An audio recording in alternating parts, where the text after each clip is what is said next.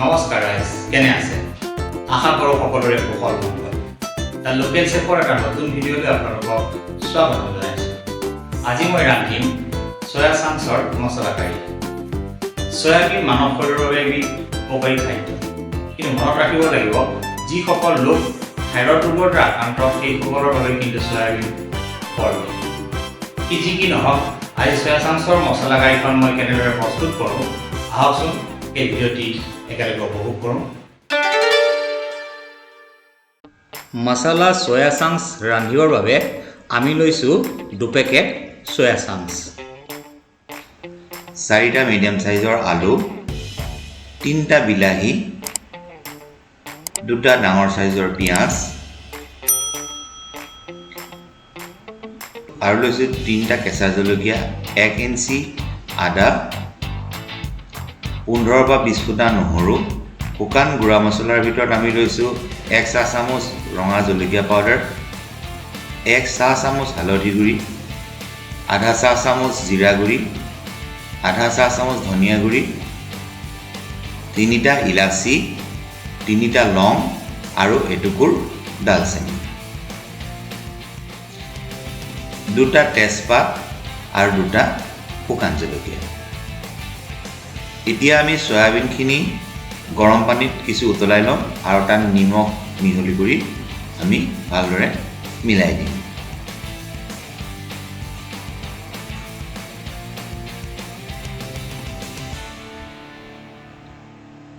সয়াবিনখিনি অলপ উতলাৰ পিছতে আমি গৰম পানীৰ পৰা নমাই এটা পাত্ৰত ঠাণ্ডা হ'বলৈ এৰি দিম।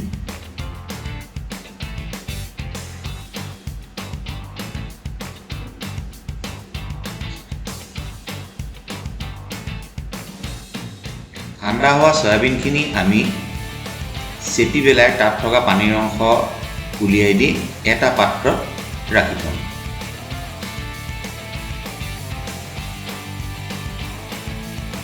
এতিয়া সয়াবিনখিনিত আমি অলপ মিঠাতেল মিহলি কৰি তাত হালধি সানি আমি মেৰিনেট কৰি ৰাখিম।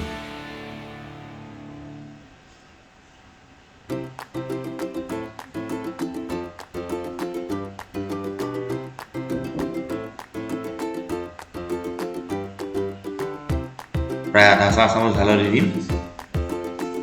প্ৰায় 10 পৰা 15 মিনিট আমি ইয়াক ৰাখি থ'ম।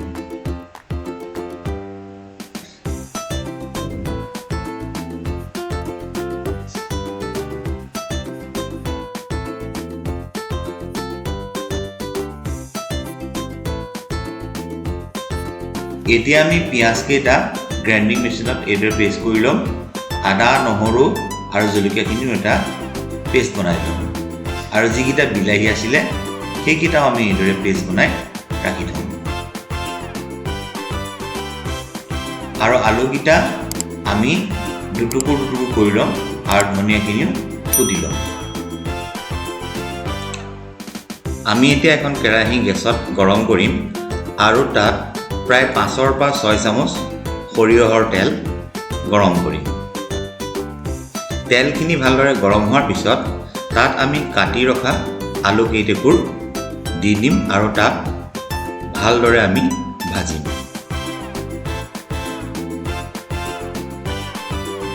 এতিয়া আমি আলুখিনি ভালদৰে ভাজ খাবৰ বাবে এখন হেতাৰে লৰাই দিম। আলুখিনি অলপ ভাজ খোৱাৰ পিছত আমি তাত প্ৰায় আধা চাহ চামুচ নিমখ আৰু আধা চাহ চামুচ হালধি মিহলাই দিম।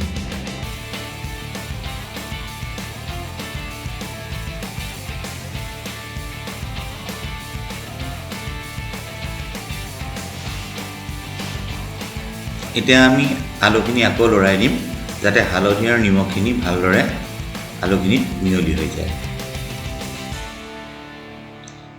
এই আলুখিনি আমি তেতিয়ালৈকে ভাজিম যেতিয়ালৈকে ইয়াত এটা ৰঙচুৱা ৰং নাহে, এটা ব্ৰাউন কালাৰ নাহে।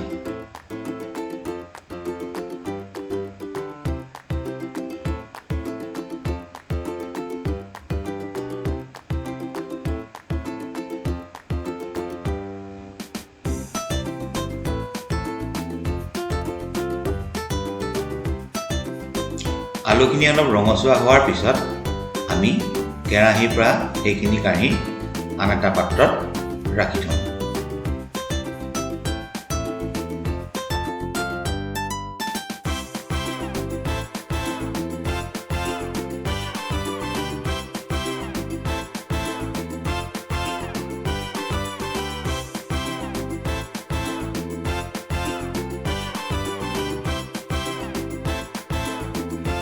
এতিয়া আমি সেই একেখিনি তেলতে সয়াবিনখিনি দি তাক আমি ভালদৰে ভাজি ল'ম।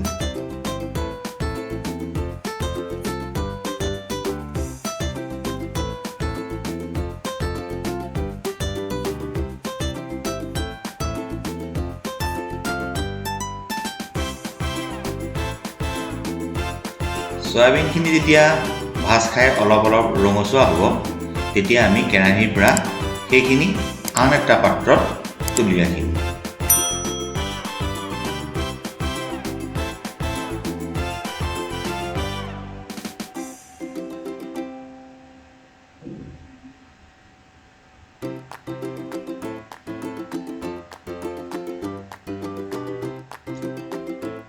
এতিয়া সেইখন কেৰাহীতে আমি পুনৰ 5 পৰা 6 চামুচ মিঠাতেল ল'ম। তেলখিনি গৰম হোৱাৰ পিছত আমি তাত তেজপাত, লং, ইলাচি, ডালচেনি আৰু শুকান জলকীয়া দুটা গেছটো মিডিয়াম ফ্লেমত ৰাখি ভাজি ল'ম।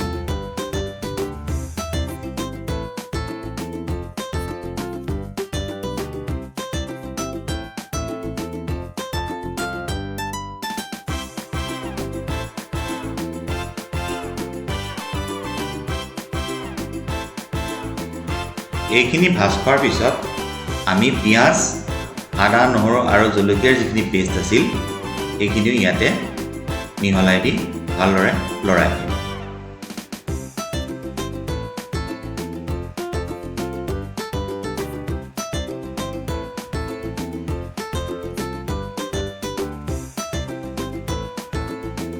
জলকীয়াৰ পেষ্টখিনি আপোনালোকে আপোনালোকৰ সোৱাদ অনুসৰি ল'ব, যিহেতু সকলোৱে জলকীয়া সমানে ভাল নাপায়। এতিয়া এই পেষ্টখিনি আমি ভালদৰে যেতিয়ালৈকে ইয়াৰ কেঁচা গুণটো আঁতৰি নাযায় তেতিয়ালৈকে আমি এইখিনি ভাজি লওঁ।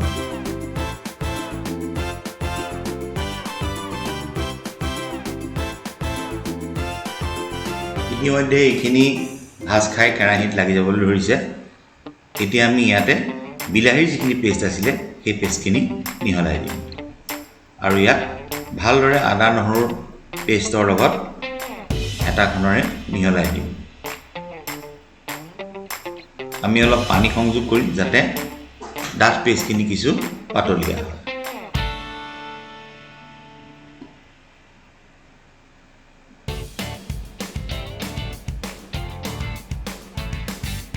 এই মিশ্ৰণখিনি যেতিয়া উতল ল'বলৈ আৰম্ভ কৰিব এখন হেতাৰে ভালদৰে লৰাই দি ইয়াত আমি যিখিনি আমাৰ শুকান গুড়া মছলা আছিলে সেইখিনি দিম।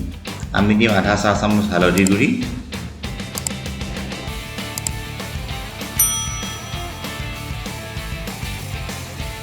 আধা চাহ চামুচ জিৰা গুড়ি,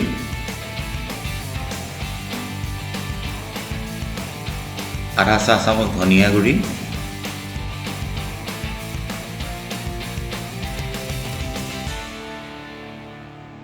আৰু 1 চাহ চামুচ ৰঙা জলকীয়া গুড়ি পাউডাৰ।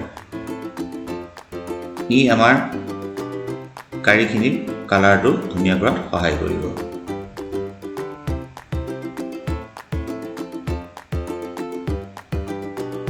এতিয়া আমি আধা চামুচতকৈ কম নিমখ মিহলাম, যিহেতু আগতেও আমি কেইবাবাৰো ইয়াত নিমখ মিহলি কৰিছোঁ। এতিয়া এইখিনি ভালদৰে লৰাই দি আমি কিছু সময় উতলিবলৈ এৰি দিম।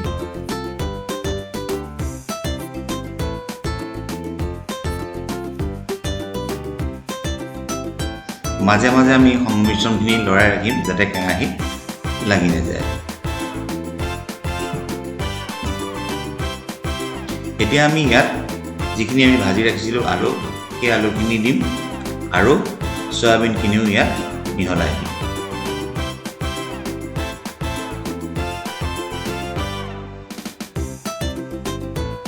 আৰু কিছু সময় আমি ইয়াক হেতাৰে লৰাই লৰাই সিজিবলৈ এৰি দিম। আমি এইখিনি তেতিয়ালৈকে এইদৰে লৰাই লৰাই ভাজিম তেতিয়ালৈকে ইয়াৰ পানীখিনি শুকাই গৈ ই কিছু গ্ৰেভি হৈ নাযায়।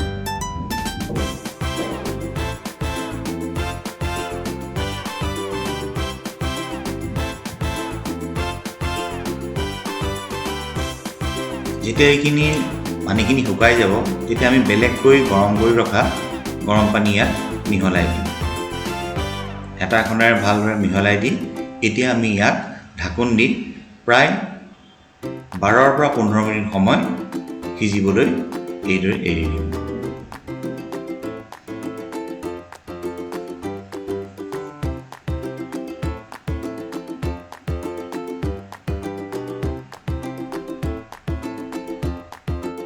ইতিমধ্যে আজিৰ আমাৰ চয়া চাংছৰ এই ৰেচিপিটো সম্পূৰ্ণ হৈ উঠিছে। ইয়াক আমি ঢাকনৰে এবাৰ ভালদৰে লৰাই দিম আৰু ইয়াক সুন্দৰকৈ এইদৰে আমি পৰিৱেশন কৰিম। ভিডিঅ'টি শেষলৈকে উপভোগ কৰাৰ বাবে সকলোকে ধন্যবাদ জ্ঞাপন কৰিছোঁ। ভিডিঅ'টি লাইক, শ্বেয়াৰ আৰু আমাৰ চেনেলটি ছাবস্ক্ৰাইব কৰিবলৈ নাপাহৰিব। ধন্যবাদ।